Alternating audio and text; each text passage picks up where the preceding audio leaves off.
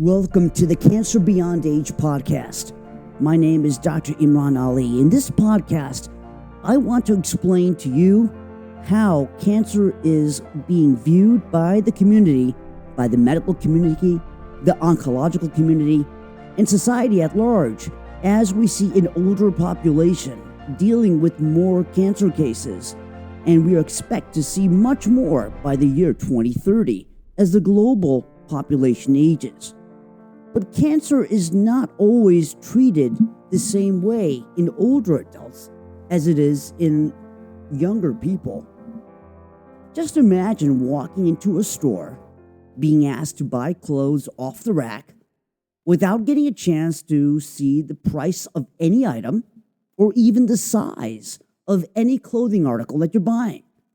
And then you're told that you'll only get to see what the price tag is or the size is after you buy the clothing item.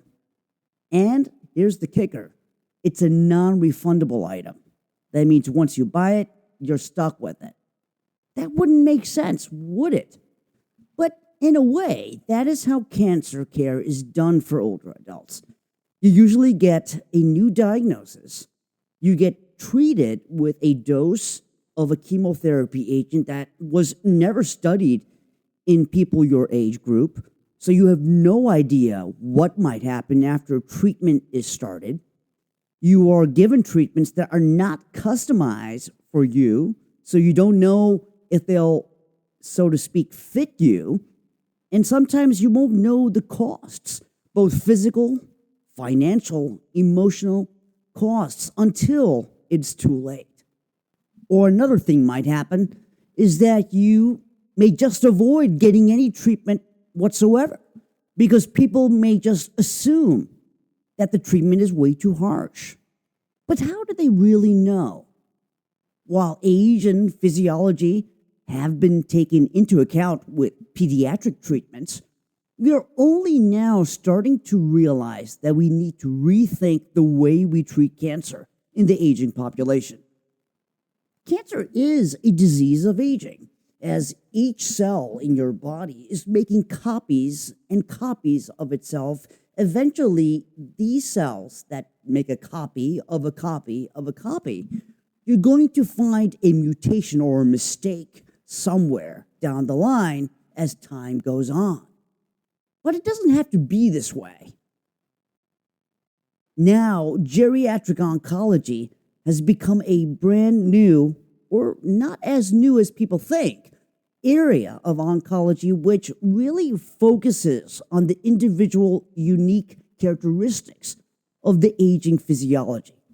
In simpler terms, you get to understand if a treatment option is right for you, if it fits you, and what it may cost you. So you don't have to go into the store full of clothing without size tags or price tags. And that is what we should be doing more often as oncologists. Here I am attending the American Society of Clinical Oncology, and the average median age of a new bladder cancer diagnosis is roughly 77 to 78 years old. And today, during a session, I asked specifically a question about how physiological fitness is being measured. Being standard of care for laryngeal cancer, anal cancer is becoming even more common in certain diseases like rectal cancer, among others. And one would think that bladder cancer would be the perfect setting to go with organ preservation. Bladder cancer is largely a disease of the elderly, often with long smoking histories and significant comorbidities. And while cystectomy is very effective, it does have substantial perioperative morbidity and mortality, as well as pretty significant quality of life implications. Yeah, so I have a question. You mentioned about people who are not physically fit. So we know that this cancer occurs mostly in the older adult population. How do you measure physiological fitness for cystectomy or for treatment in general? Do you work with a geriatric specialist, or how do you measure fitness? I'll be honest, we don't do it well. And we should. I think that there should be a more systematic approach working out with our geriatrics team Realistically, it tends to be, at least to some extent, in the eyes of the urologist and the medical oncologist and sort of the team in a Gestalt approach, but that's not as good, it's not as evidence-based as it should be, and we just need to do better in that. So there you have it. We are actually admitting that we are still behind. But here is the new paradigm shift that I want to tell you about. But things are changing.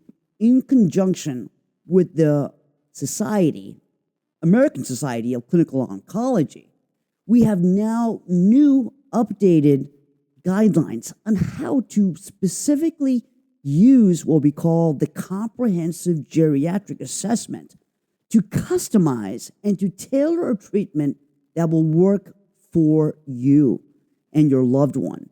Because a lot of families come in with a new diagnosis of cancer, and it can be just overwhelming.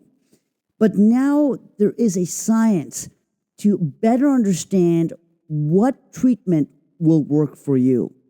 And I am encouraging a lot of my patients and their families to really ask their oncologists about what options they are, specifically of a comprehensive geriatric assessment that can be done in conjunction with geriatric medicine specialists. You see, we have now understood how the aging physiology is very different. In fact, we're now including more older adults in clinical trials, as we really need to catch up from where we have been since the 1990s, as now we are seeing much more cancer in the older population. I hope you stay tuned to this podcast, because we hope to really open the door to really exploring how we can better treat cancer and the side effects of cancer as we get older, because it becomes just much more complicated in some cases, and we need to take a different approach. I hope you stay tuned.